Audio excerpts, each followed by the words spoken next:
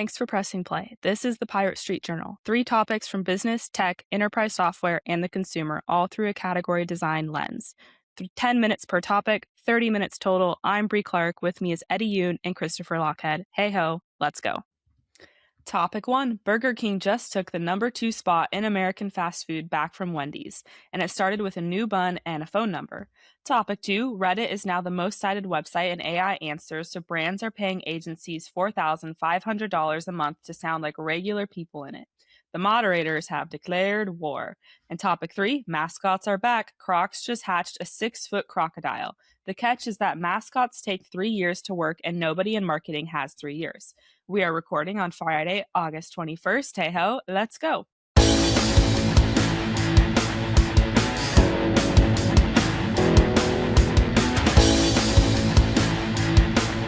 Topic 1. Burger King just posted 8.5 same-store sales growth in the U.S. That beat McDonald's by the widest margin in at least 2 years.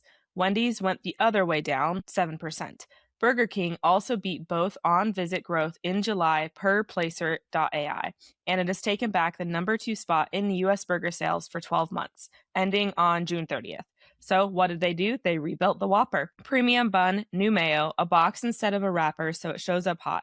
They hired Amy Alcaron, the chef behind Popeye's chicken sandwich that broke the internet in 2019, and Tom Curtis, who runs the US and Canada business, started putting himself in social videos telling customers to call him personally.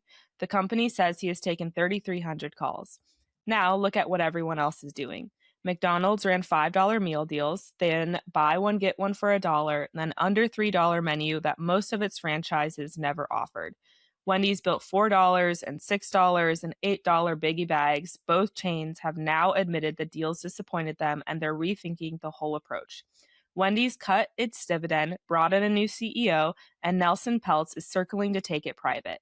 And here's the strange part. Burger King's franchise profit actually went down, roughly $185,000 a location from $205,000, hammered by record beef prices. The chain making less money per store is the one winning the traffic. So, Eddie, is this comeback about the Whopper? Well, Bree, this is a good example of the journal playing mind games with math, yet again, right? So 8.5% sounds great, but that might mean I ran a mile in 30 minutes and I was 8.5% faster. So like a relative percentage, always beware when the journal puts it out there because you don't know if it's off a week base, like was it the prior quarter was a lower number and therefore it's a higher beat, or a smaller base, which is obviously easier to beat. And we know in the story, buried down in the lead, McDonald's, as they report, is 5 times larger than Burger King. So 8.5%, interesting if it tells a story, but it really is a nothing burger, so to speak, of what they're actually talking about, because that was a good one, Eddie. Issue. You like that? It's a nothing burger. Is that here's the thing that's interesting. People conflate marketing and category design, but marketing cannot solve for flawed category design or weak categories. And so what you heard when Bree was kind of recounting the story is multiple POVs, all of which that contradict each other. So Burger King, flame broil. Sounds like a taste-driven, POV, which can work, although it's not that different of a taste than McDonald's or Wendy's. And you can't win on taste in a world of Five Guys and Shake Shack. Can't do that, right? You can't win on convenience because McDonald's has many more locations than you. And they are notoriously great at speed of service and clean bathrooms. And then lastly, this whole, you hire the chef that built the chicken sandwich, your category is about beef. Like, where are you? Like, what's going on here? And the value meal is the sign of a desperation of an executive who doesn't know where to go. And I know this because Burger King has dipped into the value play for decades. When I was in college, there was a Burger King near us. And you know what we would do as poor college students? We'd show up during finals at about 10:30 when they opened, or 11. We'd buy 3 Whoppers because they had a $1 Whopper special. We'd eat one for lunch and we pack it, and that's all we ate for the rest of the day. And it was disgusting, and it was great, and it was cheap, and it got us through finals, and that's what we did. But, it's not like I'd become a Burger King super consumer since then. And that I think between the 3 of us, we were asking about, like, when was the last time you'd been to a BurgerKing? And it really is not something that you can do. And I think it was during the Nixon administration. Last time I was at a Burger King was during the Nixon administration. And Bree, when was the last time you were at a Burger King? High school. High school. Okay, perfect. And I think Bree thinks Nixon is a surf fashion brand. I am familiar. Don't worry, I'm familiar. She's seen the movies. So at the highest level, like if I were king for a day, the Burger King for a day, I would not be fighting for number two. I would be fighting for different, as we often talk about, right? And so what we always say is follow the money. Because Bree, when you read the story at the end of like 8.5% is great, but you don't deposit percentages into the bank, you deposit dollars. So the fact that franchise dollars go down is really, really bad because Burger King is not just about the shareholders, it's not just about the customers. The most important people in the Burger King ecosystem are the franchisees. They are the ones who are the stakeholders. They're like the dealerships in a car company and the like. And so a couple of strategies they could do. All the money in fast food are in beverages. We know this. We've talked about this all the time. And you know what? You don't have to double down on sodas. You can look at coffee. Could Burger King double down on coffee? You look at some of these other drive-through only coffee places. They're doing great. Beef, high commodity prices, of course, but you could win on protein. You could win on high protein yogurt, desserts and shakes and things of that nature. Would it put it past them to put creatine into some of their stuff? I don't know. But then obviously drive-through and delivery and drones, this is the future. This is where they should be betting on if they actually want to be relevant going forward. But the relevance for Burger King is always going to be indifferent. Fighting for number two in a weak category is a stupid strategy. Amen. Hallelujah, brother. And just to put a fine point on it. So what's happened here is, if you think about the magic triangle, product, company, category, what's happened here is not in category. It's all in product and company. So what did we have happen? We had them acquire one of their largest, franchise owners, I think roughly 1,000 stores, get them back under control, get their menu under control, bring in a new chef, focus, clean things up. And from a marketing point of view, they have done some smart things. It's not category differentiation, but they got rid of all of the crazy stunt stuff that they were doing, and that weird, creepy king dude that was looked like Ronald McDonald's psychopathic brother or something. They were called Creepy King commercials. Anyway, they went around doing all this wackadoo marketing and stunts and this quote unquote edgy bullshit. And they got rid of all that. They simplified the menu and they brought in a new tagline that is a tip of the hat to their old tagline. In the 70s, their tagline was "Have it your way," because apparently you can make things and you can have them put shit on your burger that you want them to, as opposed to McDonald's where you sort of get what you get. Anyway, the new campaign is called "You Rule." And there is an interesting piece in this, which is that when they were doing all the stunt king bullshit, it was all about their brand. And they had fallen into the big brand lie, and they were just trying to jam their brand in your face. At least now what they've done is they've improved and simplified the menu. And with the new marketing, You Rule, guess what? Their marketing celebrates, wait for it, the customer. So look, all that's wise. But the thing I wonder about, Eddie, is, is this, I don't want to say deck chairs on the Titanic, but let's just say that last night at around midnight, I rolled into an In-N-Out Burger after an evening of adult entertainment with my buddies. And in Mountain View, California, when you roll into an In-N-Out Burger on a Thursday night at midnight, guess what you discover? It's standing room only. Why? Well, In-N-Out Burger is radically different. And I can explain why. But there's one point I want to make here at the end, which is Burger King. How many owners has Burger King had over the last 40 years, Eddie? Any idea? Oh, I don't actually know, but it's been not a stable franchise for sure. Yeah. In-N-Out Burger has had one owner since their founding, the Snyder family. And the sole grandchild of the husband and wife founders, her name is Lindsay Snyder. She's about 44 years old today. And she is a female billionaire, one of the world's youngest, and she has 100% control of the company. There are no franchises. I don't know if they're investors, but there's certainly no investor that has control. They are not publicly held. And she said they will never franchise and they will never go public. She's told Goldman Sachs and Morgan Stanley to go SF off. And the reason for it is clarity, simplicity, focus, and radical differentiation. They have one of the simplest menus in the history of fast food, and they get it right every time. I can explain why. And as a result, people don't say, hey, let's go for a burger. Last night at midnight, me and my buddy said, you guys up for In-N-Out? That's the difference. In-N-Out is arguably a category of one. Radical differentiation. And, Burger King can change their marketing and their burgers all they want, but they are just not that differentiated. Christopher, you hit upon something really important, which is that, yes, the customer is important. Have it your way. Sounds great, right? However, they forgot the magic triangle.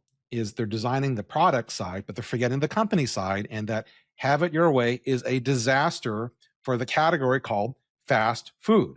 So that if I walk into Burger King and I say, I want it with, mustard and ketchup with my name spelled out, and I want it to say happy birthday Brie on it, and I want pickles stacked on one, you can't do that. You're going to screw up and gum up the whole system, number one. But you compare it to In-N-Out and you have perceived personalization, which is to say the menu is simple for a noob like me who didn't grow up in California. But for people who, are super consumers of In-N-Out, the famous off menu, they know what it is. Now, Christopher, you tell me if this is correct or not. What the off-brand, the off menu, the secret menu allows for customization, but it's fixed customization. I don't know that you can go in and ask at In-N-Out for any rando thing, right? No, I don't know the whole secret menu, but I do know the one that I use all the time, which is animal style, which means grill those onions. And there's a few other things that you can ask for. You can the yummy sauce. I forget what that shit is called, but you can get the yummy sauce that's on the burger on your fries. Got that last night too. And the cheese. Don't forget the cheese. Oh, the cheese. Yes. Right. And what's cool about that is that's not on the sign. What's on the sign is burger, double burger, shake, drink, French fries. That's kind of it. And so it is fun that they have, maybe half a dozen modifications and adjustments you can make that are off menu, and you have to kind of know the secret. And that's part of the fun too.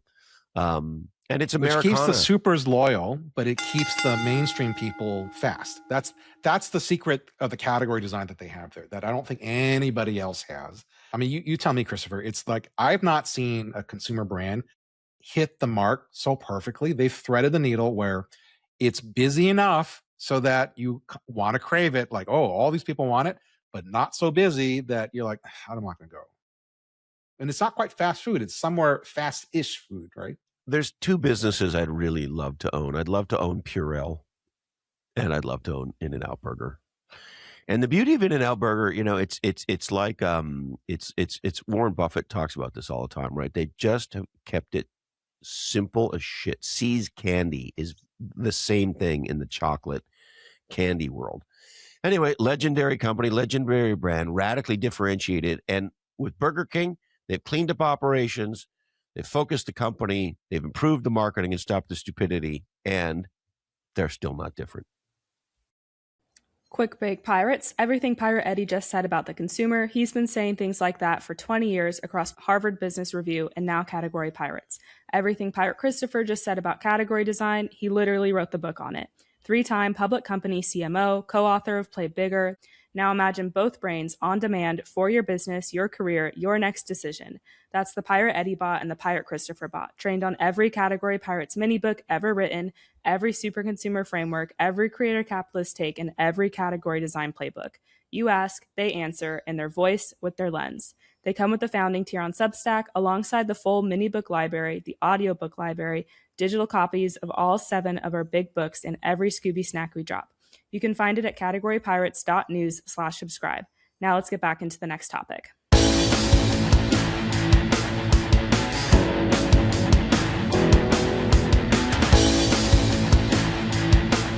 Topic 2, Reddit.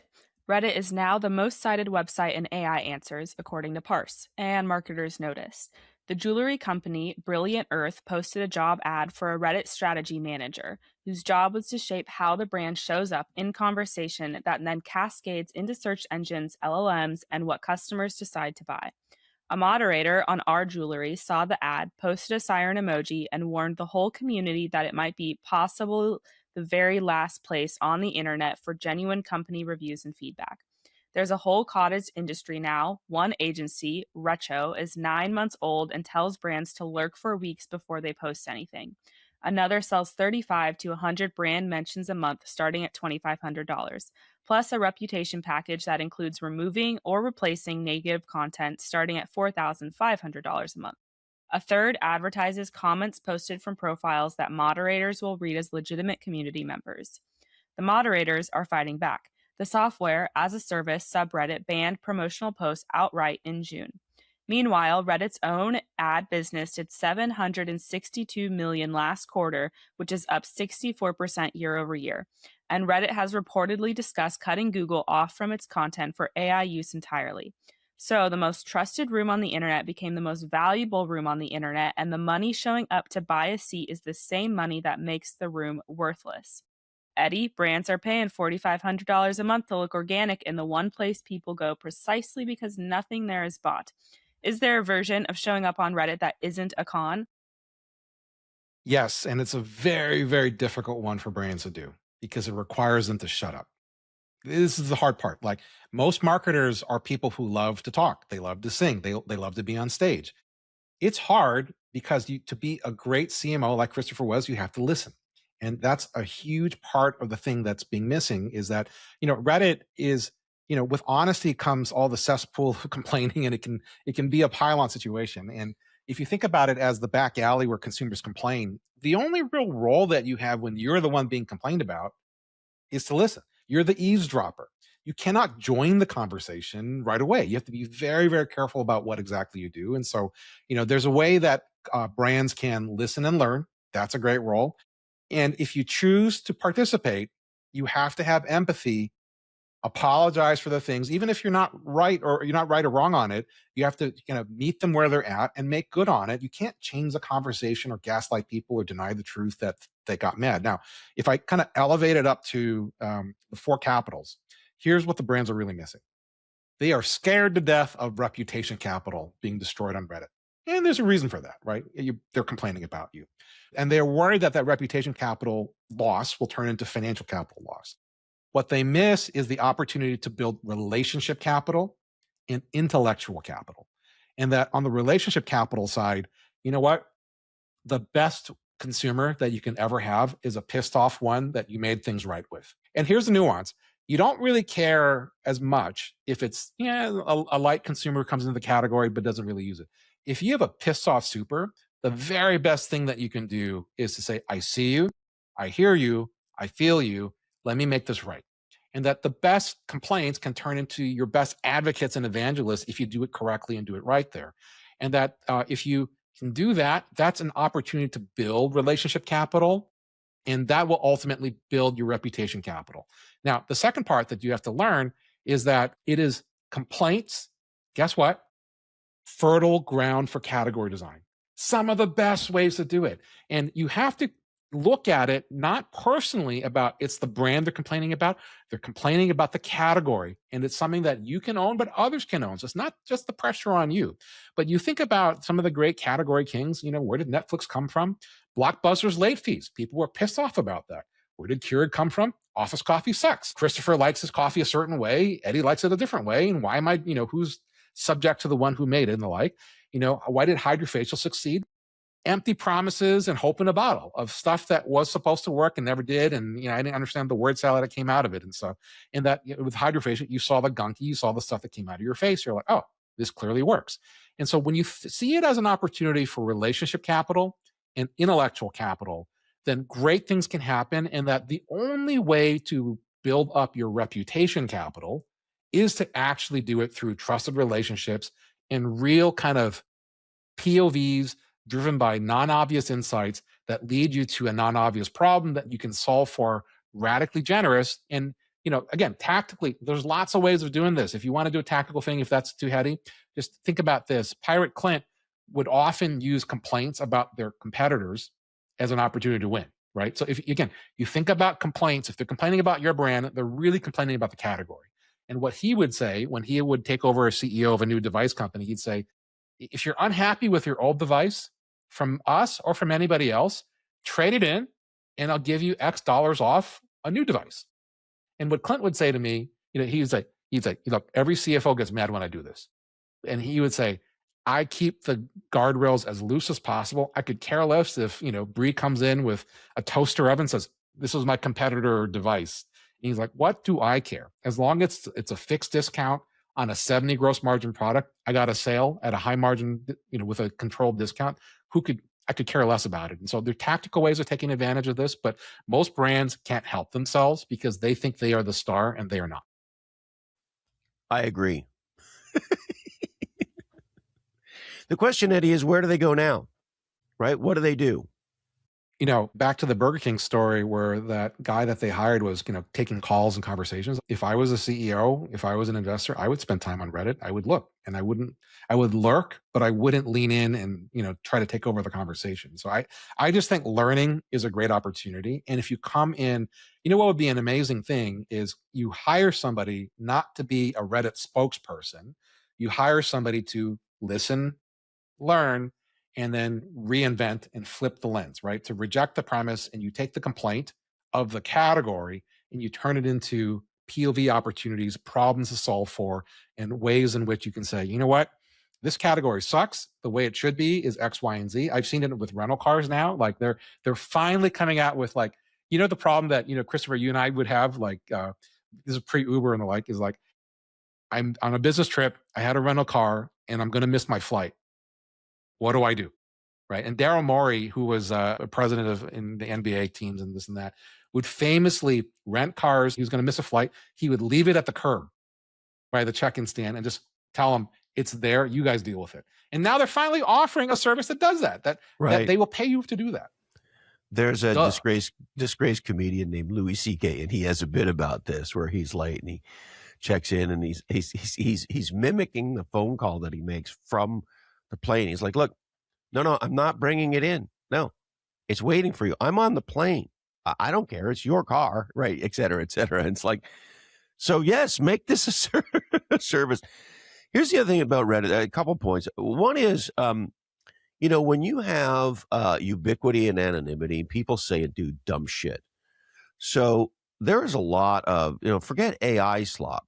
There is a lot of human slop on there. And when you give people, look, I see it on LinkedIn. People behave like complete assholes, and I assume they're themselves.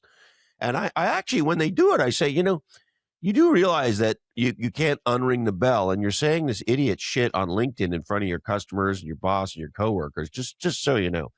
But anyway, when you have an anonymity, the bad behavior goes even further. And so if somebody's making a complaint about a company, if they were doing it in person, standing across from somebody who works at said company, they would say it one way. You give them anonymity on the internet, and they're going to amp it up 100 times. So the point is, there's a lot of slop on Reddit. There's a tremendous amount of garbage.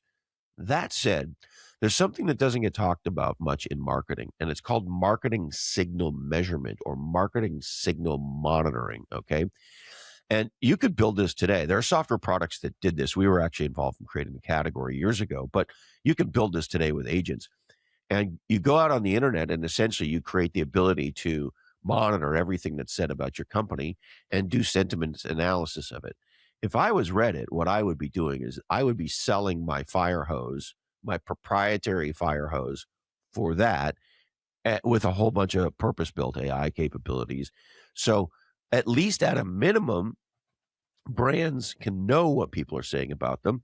And then rather than doing this duplicitous setup, fake bot accounts and, post reviews that are bullshit from you about how great your product is and all this kind of stuff. If I was Reddit, I would sell this ability to monitor the marketing signal and have advertising and sponsored content against it, as opposed to this silliness that's going on right now. And the reality is, as a marketer, I just want to know what the sentiment is. Well, I love that, Christopher, because, if we were kings and queens for Reddit for a day, not only would you sell it, you would actually have the point of view. The Comedy Central roast, Jeff Ross, the roast master, general would say, you roast the ones you love. That's the part that you have to know, right? Is that, yes, you will get the rando person that's complaining about something, and, but if it's a light user, they don't care about it. you can brush that off. The people that have the most virulent, hateful things on Reddit, hate is not the opposite of love. It is a cousin of it. It is love in motion, love spurned, love disappointed. Indifference is the opposite of love. So the angrier and more hateful people get, you have to kind of treat that as marketing signal, as Christopher said, that there might be a super consumer who cares very deeply. And that signal of understanding where that passion, where that ache, where that unmet need comes from is going to be the same place that the angrier they are and the louder they are, if you can turn them with radical generosity, with a point of view that makes their heart sing, they will be the greatest evangelist that you can ever have. So if Reddit was down at the greatest place for, to turn hate into love, whatever that might be, the greatest opportunity for category design, it would be one of the greatest opportunities for them to really add tremendous value, and that you get CEOs that would say, please complain about me more so that I can find the undiscovered love. This is what people miss, right?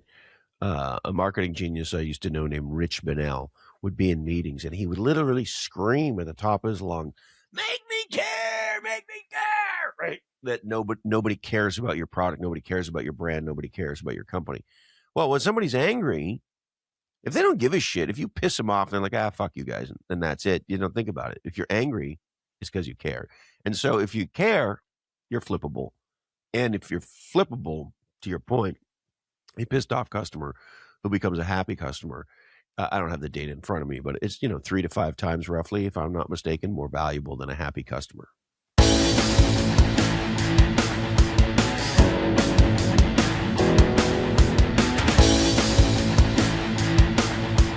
Topic 3, mascots. Crocs just introduced Niles, a 6-foot crocodile who hatched out of an egg on social media.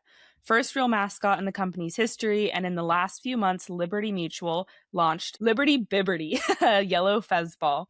Stanley Black & Decker launched a talking toolbox named Stan.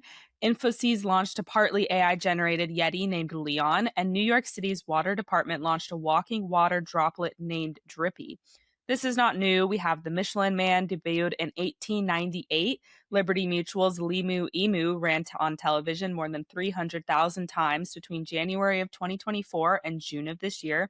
And the most visible brand character on TV, Pillsbury, put the Doughboy back at the center of its marketing last fall, and units sold rose 3.3% over the baking season, with cookies up 12.6%. Liberty Mutual went through Jem Hennison's Creature Shop, reviewed 6 characters and more than 160 ad concepts to land on a ball of fuzz. Then there's the number that should scare every CMO in this parade. System 1 says a mascot needs more than 3 years of consistent use before you see the results you want. And the best proof isn't in the journal's story, it's Duolingo. Zaria Parvez joined out of college in 2020, took the green owl to TikTok, and grew that account from about 35,000 followers to 16.7 million.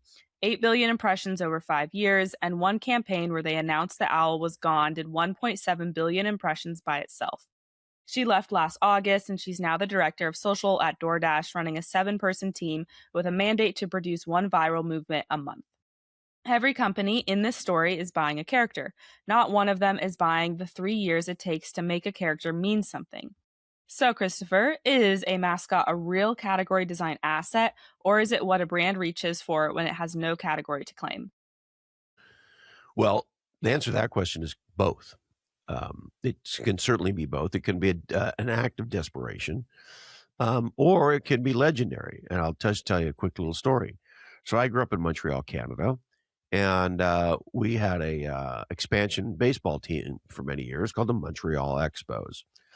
And the Montreal Expos, because they were an expansion team and they were in Canada, were essentially like a AAA team in the major leagues. And everybody who played on the Expos were rejects from existing teams or players who couldn't make it to existing teams out of AAA and got onto the Expos. So anyway, we had a team where the players were characters, because that's kind of who that sort of team is, right? And I can tell you many stories.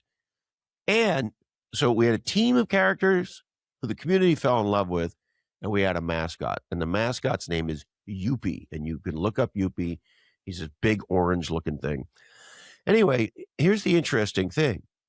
Yuppie is so beloved in Montreal. The Expos have been gone for decades, and Yuppie's still around.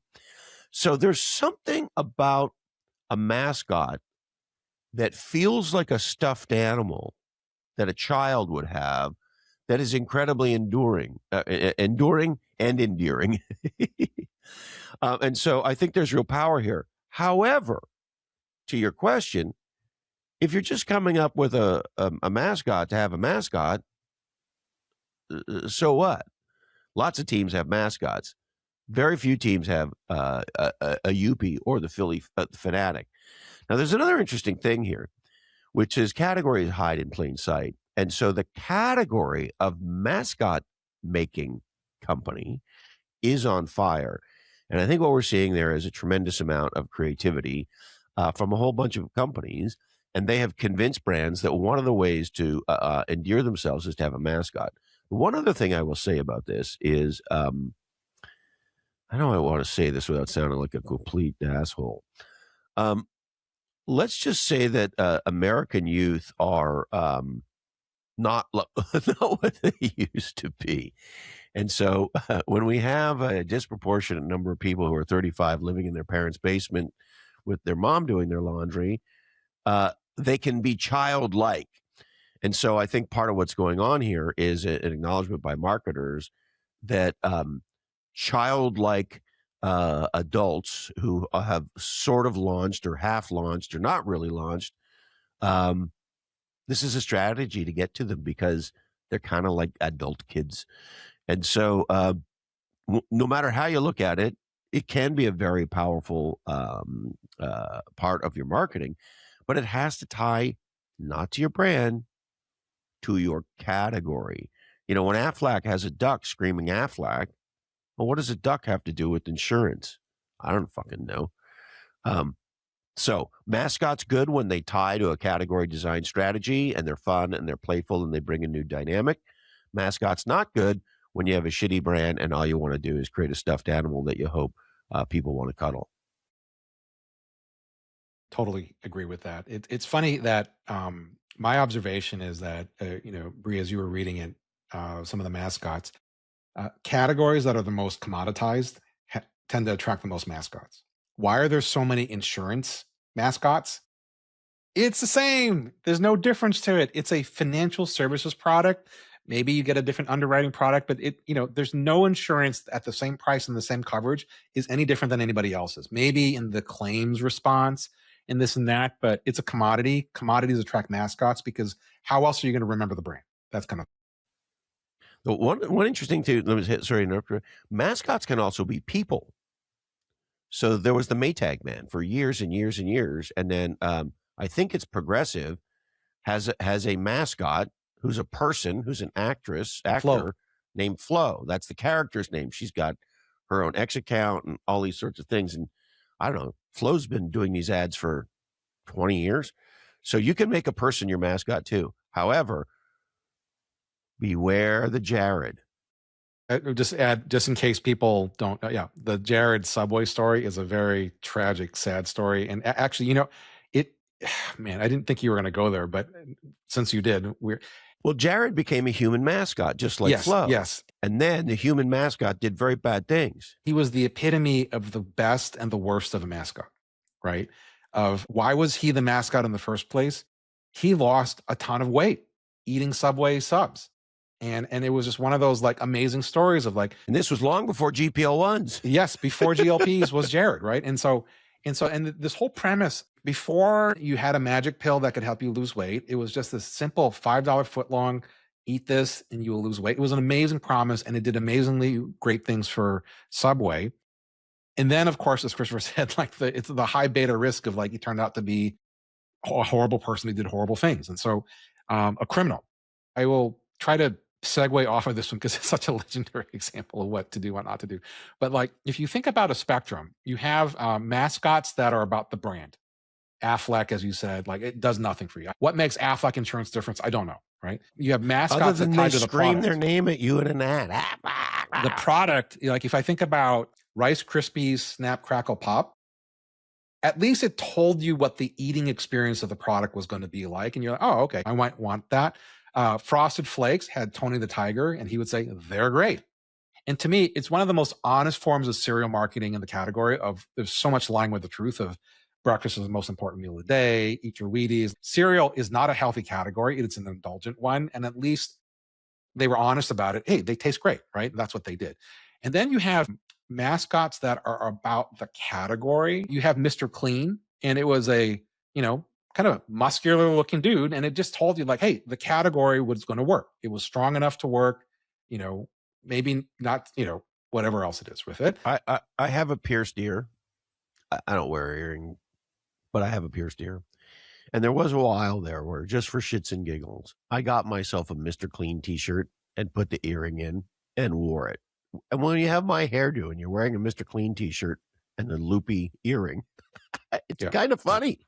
Well, and then the final end of the category mascot is what, Christopher, you said about the category. I would say Mr. Clean is about the category. And there's no cleaner that's real different than the other one. It's just a reminder that they're strong and they work. The mascots that get to the outcome, the transformational outcome that the consumer wants, those are probably some of the most powerful ones. So, Bree, you talked about the Pillsbury Doughboy. You could argue, is it about the doughiness of, it just reminds you of the product and this and that?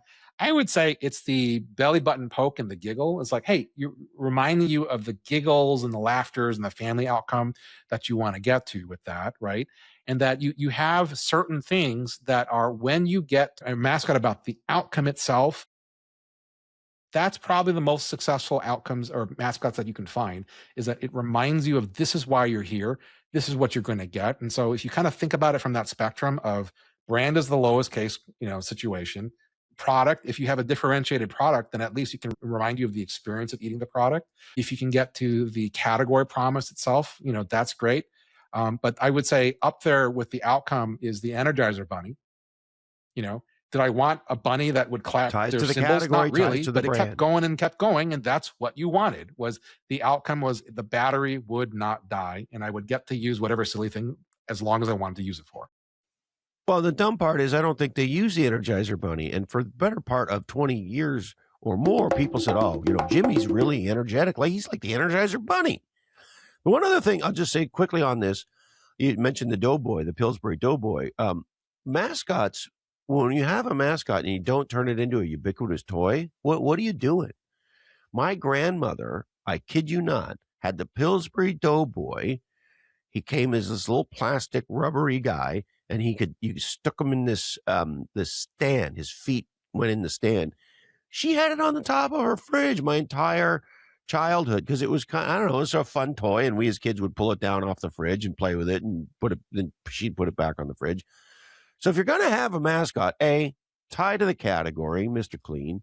B, make it a toy. Yeah, I mean, the other one that, to your point about the toys, what comes to mind is Mickey Mouse, Minnie Mouse. When you go to the Disney princesses, right, you have the actual people in the costumes, and then you have the real people who eerily look like the characters. Like, I don't know how they found these people and the like, but it's to your point where not only, Disney probably has some of the most legendary mascots because A, it tied back to the product and the experience. Like you saw Mickey Mouse and Minnie Mouse in the animated movies. You got to experience them live at the parks that were costing you an arm and a leg. And to your point, Christopher, it tied to merch. You could buy Mickey Mouse. You could buy the Disney princess. Like I have one of my favorite videos of my kids are, us going to Disneyland and them playing with the little figurines, having seen the shows and singing and this and that, and they're lost in the world with it. And so when you have a mascot that is a triple threat like that, it reminds you of the product, reminds you of the category, and reminds you of something else that you can buy in multiple fashions in the movie, in a live experience, and in merch. Those mascots pay for themselves. We'll see you next week, Pirates. And that's the Pirate Street Journal, the non-obvious from the obvious. If this gave you something to chew on, do us a favor and give us 5 stars wherever you're listening. And if you want to keep the conversation going, head to categorypirates.news/subscribe and become a founding subscriber. You get the Pirate Eddie bot and the Pirate Christopher bot, so you can jam on your business and your career with us anytime.